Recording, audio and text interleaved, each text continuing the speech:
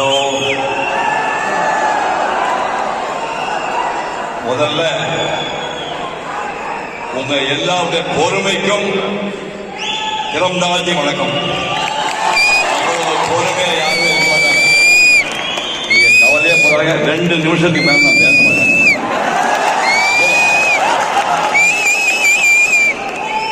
கொங்கு மண்ணில் எனக்கு முன்பும் பின்பும் பிறந்த என் உடன்பிறப்புகளே, கலை உலகத்தைச் சேர்ந்த அனைத்து குழந்தைகளே, மெய்யழகன் படத்தினுடைய வெற்றி காரணமான பிரேம்குமார், கோவிந்த், வசந்தா, கார்த்தி, அரவிந்த் சுவாமி உள்ளிட்ட அனைத்து கலைஞர்களே, உங்களுக்கு காசி கம்டன் புதூர் அப்படி ஒரு ஊருக்கு கேட்பாங்க. அவனுக்கே தெரியாது.